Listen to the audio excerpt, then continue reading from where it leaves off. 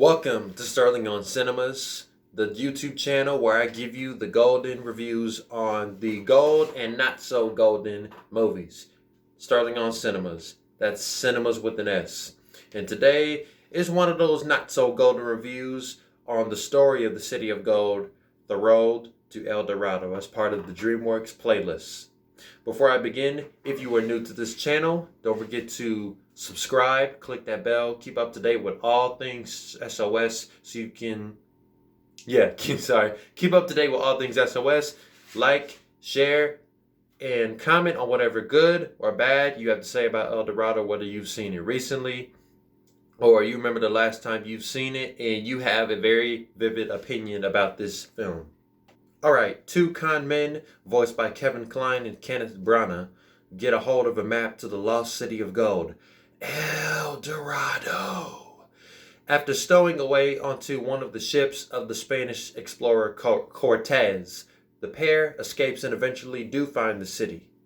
There, a priest, voiced by Armand Assante, proclaims them to be gods in a scheme to win control of the city for himself. Meanwhile, they meet a beautiful girl on the city, voiced by Rosie Perez, who helps them in their ruse. It feels like the road to El Dorado is trying to replicate itself into the gem that was the Prince of Egypt. Now, you've seen my review on the Prince of Egypt, and I know y'all have. The numbers speak for itself, and you guys know how much I love that film. Not just as an animated film, but as a movie, period. Both as a lover of film and a man of God, because of how well it did justice to the book of Exodus from the source material, how well it did justice to the source material by showing everything, by being so accurate to what it was written in the book.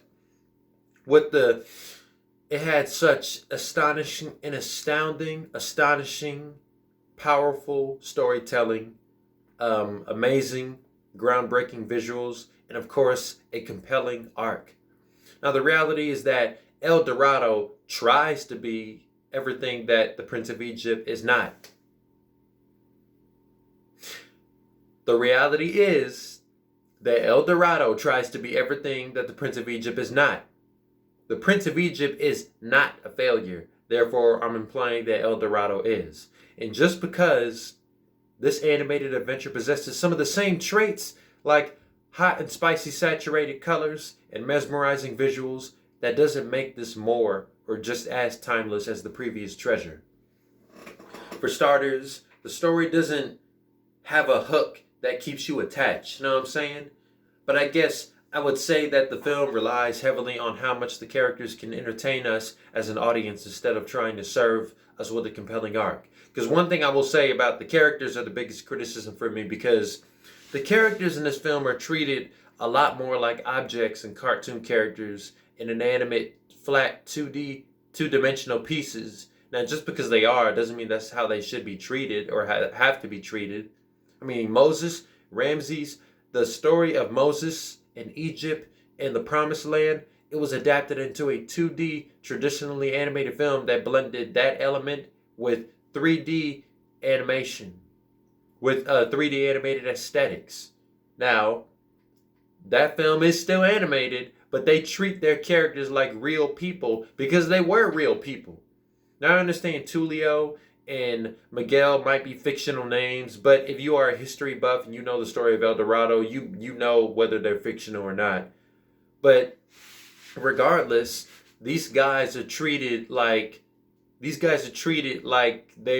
are the fictitious people that they are. Like, sometimes their interactions can be a little their interactions can be very questionable and cheesy. Not that it's inappropriate for kids or whatnot, but it's like the way their interactions and their chemistry comes off is very dry. It's very fruitless, and it doesn't add anything memorable inside of your head. This is not to say that everything about this film falls below the line, but there are enough cons that illuminate stronger than the pros, including the con men themselves. There's a reason why there's con in front of why they are cons, because they are two of the biggest cons in this film.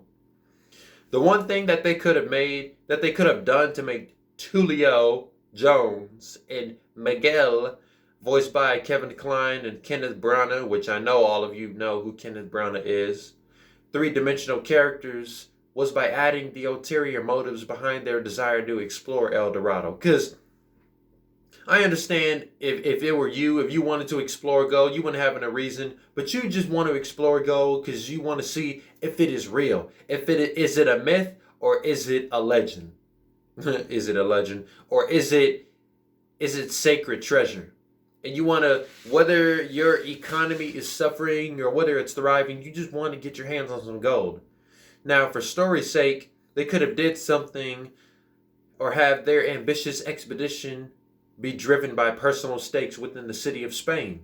This is Spain 1519. Now, if you know your history, only you know if this is accurate. Let me just say that. Only you know if this time period to the treasures of El Dorado is accurate, such as the city being in ruins with scarce resources in the economy. I'm, of course, speaking about what they could have done to make the dire situation of getting the gold so personal. Like, so legit and so dire. Let me just say that. Like, if we don't get this gold, then the city that we live in is going to dry off. It's going to mold. It's going to simmer down. The central characters might have a taste of aspirations for the gold, but it comes without reason or without trajectory. Nobody ever said that the animation was the only thing in this movie that had to be three-dimensional.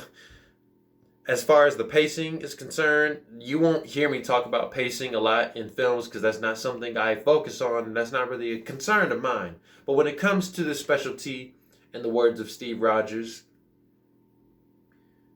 if I see a situation pointed south, I can't ignore it. Sometimes I wish I could. No, but anyway, the plot does not really start moving until the moment we see the map to El Dorado, which is found in Spain, before they set sail. Once they arrive on the island, that is when the story gets benched for the time being. That is when the whole story just stops. And then suddenly, the nomad natives of El Dorado believe that Tulio and Miguel are gods. But due to their discovery of the City of Gold, the taste of the film catches back on nearly an hour later into the film, when the high priest sees the blood being drawn from Miguel's forehead due to a sport that they are playing, which I don't even know if that's a real sport in a foreign country, but it looks fun. So the minute they see blood being drawn from the face, that is exactly when they know for a fact they are not gods, because gods are perfect. Well, no, the Almighty God in heaven is perfect. No other God, any fake gods any false gods are not perfect, and they are not legit. So if they break, they break. This did not help the film get better over time, but it was one heck of a turning point, let me tell you that.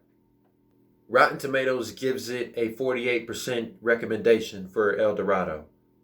Not surprising, but hey. The Road to El Dorado may be the only film in the DreamWorks franchise that doesn't deliver nor captivate with more than just its visuals. But if this is not the case, at least we'll always have our options. And the reason I bring this up is because, not just in the context of film, but in life, in our generation, we have our options with so many things. And film is one of my favorite options ever made. Like when it comes to film itself and all the genres that it is comprised of, those are some of the best options you can have. Like, we don't live in an era where all you get is dramas, or all you get is a reboot, or all you get are superhero stuff. I know that's pretty much contrary to what I said, but listen, the point is, if you don't like one thing, you turn to another. And that's what this, and with DreamWorks, if you don't like a certain franchise, then at least you can adore another one. Like, I might not love Over the Hedge as much as the Shrek franchise, or at least the first Shrek movie, but that's what makes options so great.